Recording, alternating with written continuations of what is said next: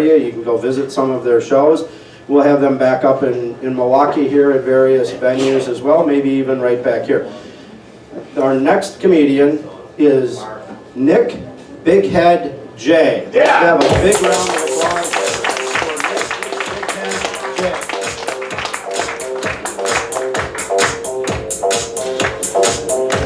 Give it up.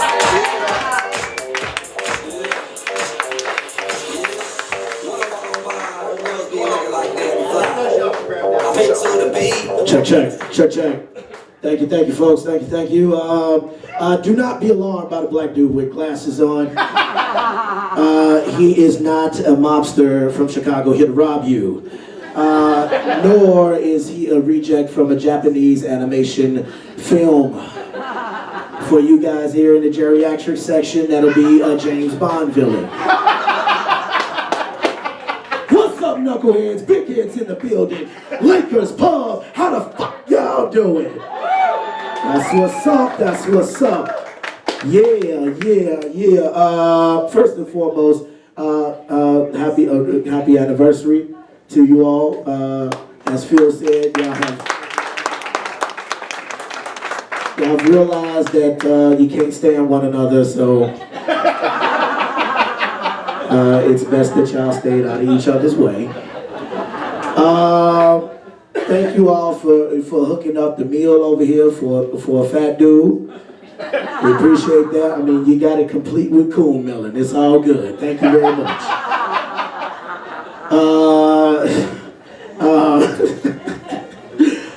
Man, y'all, this has been a wonderful time here. Big Head got in yesterday, and when he got in yesterday, people was just staring at Big Head, you know, just staring at him, you know, just looking at him. And Big Head was wondering why somebody was looking, why the people was just looking at him. So one dude actually walked up to Big Head and was like, "Man, I love you in that TV show." What you mean, brother? Yeah, dude, yeah, you on that TV show, you know, the late night TV show? I don't think I'm on that late night TV show. Yeah, bro, you play the drums, you the dude with the pick in the head. You talking about Questlove? Let me tell you something, white folk. Big Head and Questlove don't look nothing alike. Questlove is 7'2", 345 pounds with a messed up fro. Big Head is 5'5" and a half. 240 pounds, and this fro is tight because he just freshed it up this morning. Yeah. So if you want to say that Big Head looks like anybody in the entertainment industry, you can compare Big Head to Teddy Ruxpin, the black one. If you put a hoodie on Big Head, he could have been in that last Star Wars movie as an Ewok.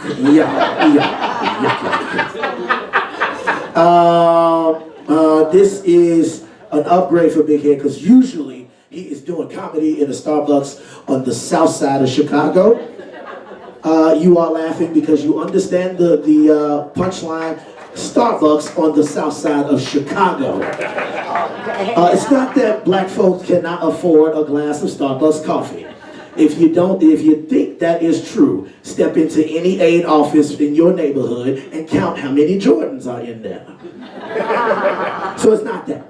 What it is that Starbucks is like an anomaly. It's like a unicorn. You got to take a picture of it when you see it. Come on, baby. That's a Starbucks right there. Come on, let's take a picture. Selfie in front of the homeless guy. Yeah. Even Shaq didn't want to take that investment. Talking about black folks don't drink coffee. Yes, they do, Shaq. And that Starbucks is juking. In fact, it's juking so much. Well, I don't know if you guys have known this before, but they say that Starbucks, wherever you put it in a neighborhood, the property values of that neighborhood rise. And that's got to be true. Because even homeless guys are leaving a 3-story Dorito chip bag, coming over to Starbucks, getting a GED, so they can go ahead and open up another liquor store. Before coming to this city, Big Head did not know anything about Oconomowoc. That's all right, he knows now. In fact, when Big Head was first introduced to it, he was introduced by this gentleman right over here who texted Big Head and said, hey, you should hook up with this guy in Oconomowoc to do some shows. Big Head read the text, you should hook up with this guy in Oconomowoc and do some shows. It was like, don't even know what that is. Then he called Big Head and said, hey bro, are you coming to Oconomowoc? Big Head hung up the phone. But actually after getting here, Big Head has actually done a little bit of research on Oconomowoc. So Big Head has found out that Oconomowoc is Potawatomi Indian for the word waterfall. Yep. Big Head has just taught another white person.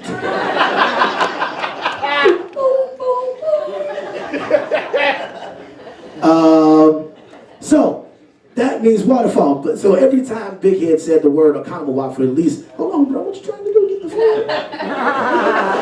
You're trying to get the food while I'm in the middle of my sentence. You gonna cut Big Head a piece of cake? You know Big Head is a fat kid. He like cake. Make sure you cut Big Head a piece of cake too. So anyway, going back to Oconomowoc. So yeah, Big Head actually found out that the word means waterfall. So every time Big Head said for at least two to 3 days, every time he said the word Oconomowoc, he thought of a beautiful, beautiful waterfall, and then had to go pee.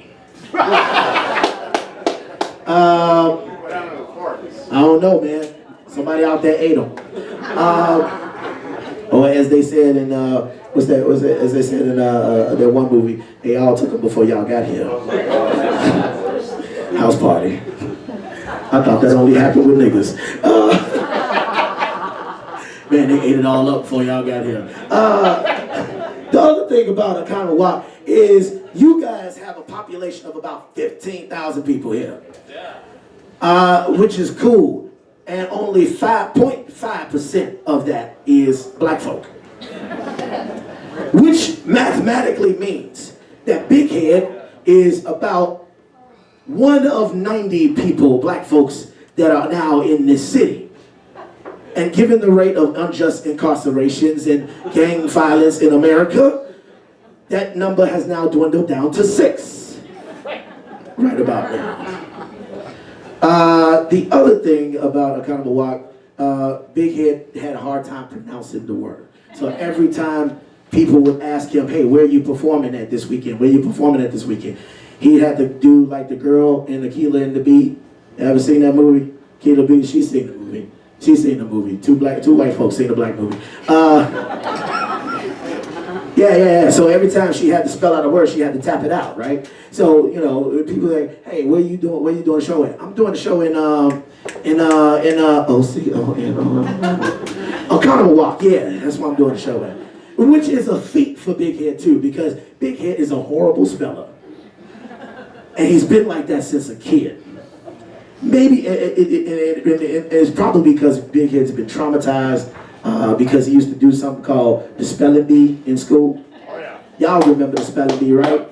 You remember the look, she laughing right here. I just had the spelling bee yesterday, yeah. Yeah, you know the spelling bee. See, before you get to the national spelling bee or the regional spelling bee or any of that, you gotta pass the classroom spelling bee. And to pass the classroom spelling bee, the way the Big Head's teacher used to do it, he used to line all the kids up. All the kids had to stand up, and it was the boys against the girls. And of course, you lined up from shortest person to tallest person, and the shortest person always got to go first. So the teacher would say, Mr. J, please spell the word dog. D-A-W-G. Sit your dumb ass down. And that's literally how the teacher would say it to you. Big Head couldn't spell word crap, man. In fact, he got F's in spelling. And he, every single day of his life, he thanks his Lord and Savior, Bill Gates, for creating spell check just for me. But one of the things that he brought forks.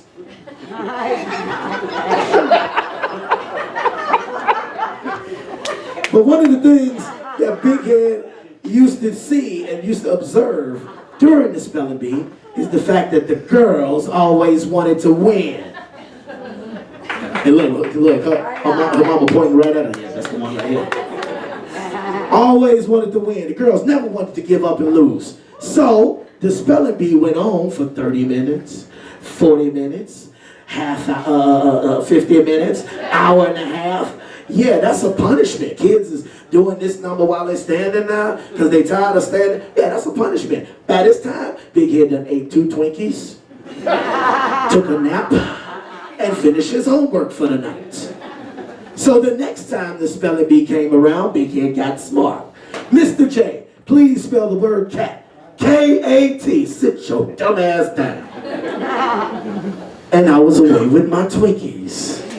That's how that went. Don't call me right now. I'm doing it in the middle of a set. It's probably a bill collector. I ain't got it. Sometimes you fuck your own self up with the ad-libs. But Big Head is actually not originally from this area, not even from Wisconsin. Like Mike said before, Big Head is from Chicago, and he grew up on the south side of Chicago in an area that you have probably seen on all the o'clock newses. You know what Big Head is talking about. 5 killed in a gang car drive-by. News at 6, 10, 11, and 6 a.m. Yes, you've seen those places on the o'clock newses. And in his specific area, they nicknamed it the Wild Hunnets. And you gotta say it like that too. You know how y'all gotta say Milwaukee instead of Milwaukee? You gotta say Milwaukee, otherwise you know the person that says Milwaukee ain't from there. Same thing in the Hunnets. You gotta say Hunnets, otherwise folks ain't gonna know you from there. Did he just pronounce Hunnets? Hey, that's a po-po, man. Y'all get him. But the one thing about growing up in the hood, it's like most hoods, you know. Poverty messes with anybody in a certain situation. Doesn't matter what different demographic you're in. And in the hood, there are certain hood sounds that you are always gonna hear. Police sirens, ambulance sirens, altercations, the hustle man. And for those of y'all that don't know what the hustle man is, take a trip to Chicago, get on the south side, you hear somebody saying loose square, that's the hustle man. And of course, gunshots round out the top 5 hood sounds. So whenever you hear these things in the hood, you either know to move to the other side or, continue on your daily walk about your business. Well, one time, Big Head heard one of these hood sounds. Big Head heard gunshots. Pop, pop, pop, pop. Now, the fact that the gunshots rang out did not make Big Head scared or did not disturb Big Head at all. But it was the fact that these gunshots rang out at 4:30 in the morning. So Big Head wasn't scared, but he was perplexed. And he had to ask himself several ghetto philosophical questions, such as, what thug is up at 4 o'clock in the morning? Who the hell are you shooting at, squirrels? Has the economy gotten so bad that thugs have started robbing little woodland creatures? Run your nuts, squirrel! Yeah, the pine nuts too. The acorns and the cashews too. And the grape nuts. I gotta get nourishment for the wintertime. Yeah. So, it's okay in the hood. It's all right. Just take a trip there. It'll be an adventure for you, trust me. It's a beautiful day outside. Give it up for this beautiful day. Great time to come together as family and do your thing. So, here's the thing, right? Big Head was one of those people that love to, how the French say, he is a admirer. That's how the French say it. Admirer. It's really admirer, but the French say admirer. So Big Head is admirer of the human form, especially the female human form. especially the booties on the female human form. Bighead loves to just booty watch some days, you know, because the human form is a wonderful thing to look at.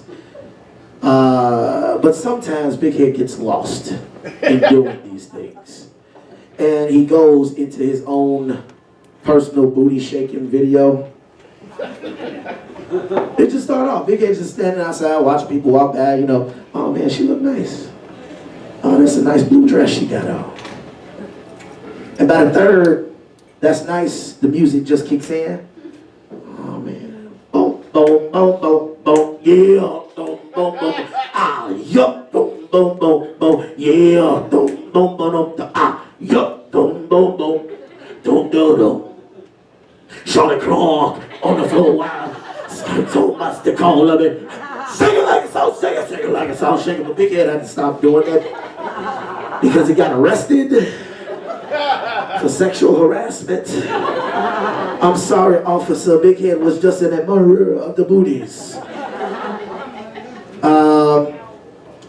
Bighead is going to be a daddy, folks. Yeah. First time daddy. Thank you for that. He just found out he's going to be a daddy. And that is a wonderful thing, a wonderful experience. Because people were always asking Bighead, hey, how do you feel that now you're going to be a dad? How do you feel now you're going to be a daddy? Well, this is how Bighead feels about being a daddy. You see, when he found out, the world stopped completely. And Bighead doesn't know if this happened to you when you found out you were going to have a child. But to Bighead, what happened, all of the Star Wars musics and soundtracks started playing in his head. And a screen of words just started going up over Bighead's eyes. And the voice of Optimus Prime started speaking those words. You know, I am Optimus Prime. Yeah, they started speaking those words. And what the words said was, you have been given an awesome responsibility to take a sentient being and take them through triumph and celebrate through, oh, sorry, you get the idea. Don't fuck it up. And that's how Bighead feels about having a kid. Got more food?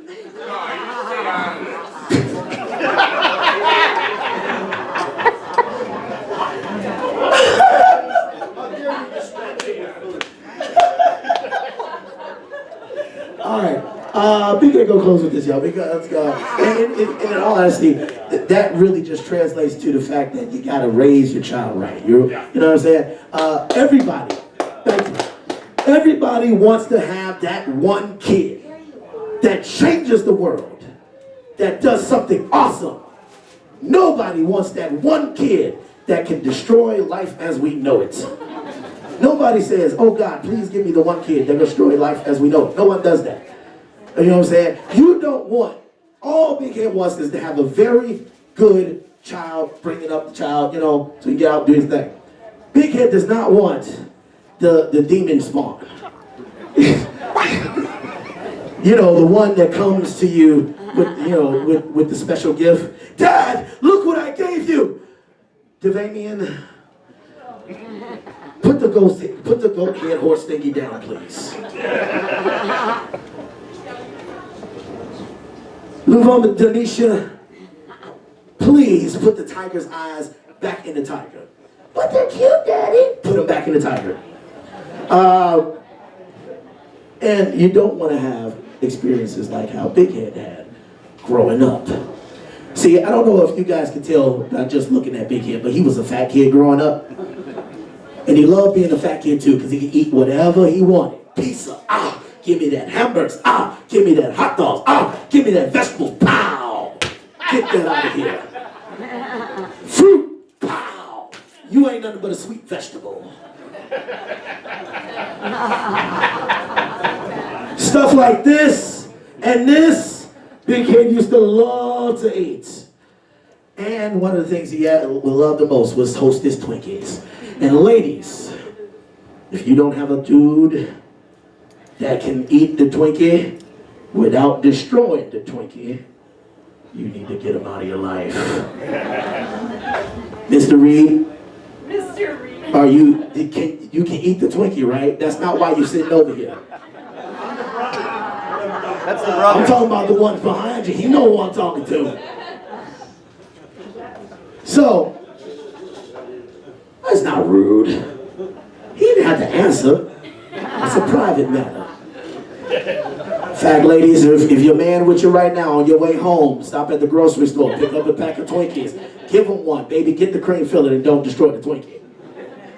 If he can't do it, that could be why you're having some problems.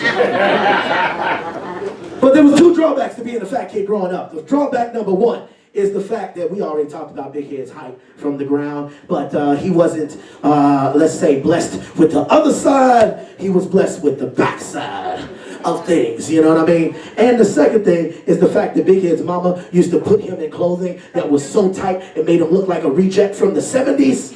Oh. So if you put those things together,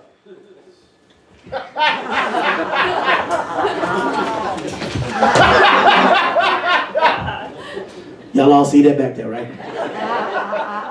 From behind, Big Head looked like a chick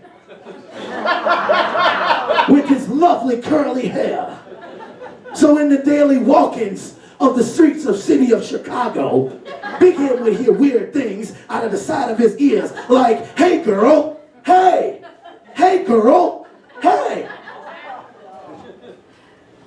I know he's not talking to me. "Hey girl, hey, I'm a boy, and you my cousin, you supposed to know that." That's my time. I appreciate your laughter. God, a comedy. Holla at your boy.